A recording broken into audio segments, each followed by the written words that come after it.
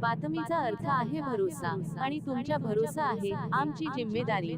आपण पाहत आहात NCN न्यूज टीव्ही। नमस्कार, आपण पाहत आहात NCN न्यूज टीव्ही। आजची मोठी बातमी नांदेडमधून। मातंग समाजाच्या वतीने आरक्षण उपवर्गीकरणाच्या मागणीसाठी जोरदार आंदोलन करण्यात आले आहे।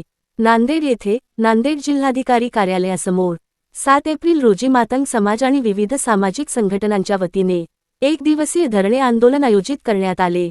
या आंदोलनाची मुख्य मागणी होती अनुसूचित जाती आरक्षणाचे उपवर्गीकरण तात्काळ लागू करण्यात यावे। दिवसभर चाललेल्या या आंदोलनाला मोठा प्रतिसाद मिळाला। समाज बांधवांनी मोठ्या संख्येने उपस्थित राहून आपल्या हक्कासाठी जोरदार घोषणा दिल्या। आंदोलनानंतर जिल्हाधिकारी राहुल कर्डिले यांच्या मार्फत मुख्यमंत्री महाराष्ट्र राज्य यांना निवेदन सादर करण्यात आले। या आंदोलनात देगलूर तालुक्यातील अनेक कार्यकर्त्यांनी सक्रिय सहभाग नोंदवला। यामध्ये सुभाष अल्लापूरकर, कॉम्रेड ईश्वर तलवारे, शंकर गायकवाड, पंकज जाधव, मोहन भालेराव, प्रकाश गवलवाड, चंद्रकांत वाघमारे आणि इतर समाज बांधवांचा समावेश होता। हे आंदोलन अत्यंत लक्षवेधी आणि दखलपात्र ठरले असून सरकारने याकडे गांभीर्याने लक्ष द्यावे अशी मागणी करण्यात आली आहे। तर ही होती नांदेडमधील मोठी बातमी।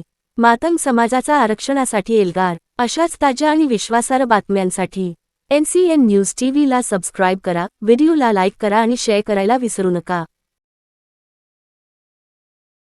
उपस्थित असलेले सर्व सामाजिक संघटनेचे नेते, पदाधिकारी आणि वेगवेगळ्या भागातून आलेले सर्व सामाजिक क्षेत्रात काम करणारे सर्व जबाबदार कार्यकर्ते आणि समाज बांधवांनो, या ठिकाणी आपला आरक्षणाचा लढा गेले कित्येक वर्षापासून सातत्याने चालू आहे।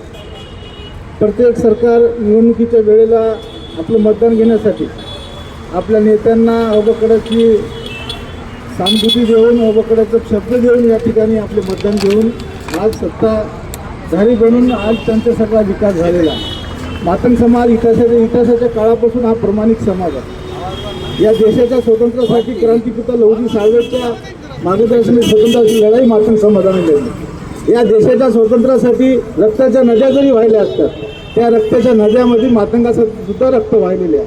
म्हणून या देशावर, या देशाच्या तिजोरीवर आमचा हक्क आहे। या देशाच्या सर्वांगीण विकासासाठी, या देशात कायदा सुव्यवस्था शांतता राहावं म्हणून मातंगानं प्रत्येक वेळी पुढाकार घेऊन या देशाचा विकास करण्यासाठी मातंग समाजानं काम केलेलं आहे। आमचे महापुरुष अण्णाभाऊ साठे देशाच्या या व्यवस्थेच्या विरुद्ध गरिबाला लोकांना न्याय देण्यासाठी आपल्या साहित्याच्या माध्यमातून इथली देशातल्या भांडवलदाराची परिस्थिती काय आणि इथला गरीब कसा जगतो हे आपल्या साहित्याच्या माध्यमातून सरकारच्या समोर, देशाच्या समोर, लोकांच्या समोर ठेवलेले असताना आरक्षणाची तरतूद बाबासाहेबांनी करून सुद्धा मातंग समाज योग्य प्रवाहात आणण्यासाठी अबकडाची आमची मागणी गेले 15 ते 20 वर्षापासून आहे, पण कोणतेही सरकार दखल घेत नाही। आणि ही मागणी, आमचा शैक्षणिक विकास झाला नाही, आमचा नोकर भरतीमध्ये आमचा मातंग समाज नाही, म्हणून आमचा आर्थिक याच ठिकाणी विकास झाला नाही, राजकीय विकास झाला नाही। म्हणून अतिशय गांभीर्याने समाजातले जबाबदार माणसं ही लढाई लढत आहे, पण सरकार हे झोपीचं सोंग घेत आहे।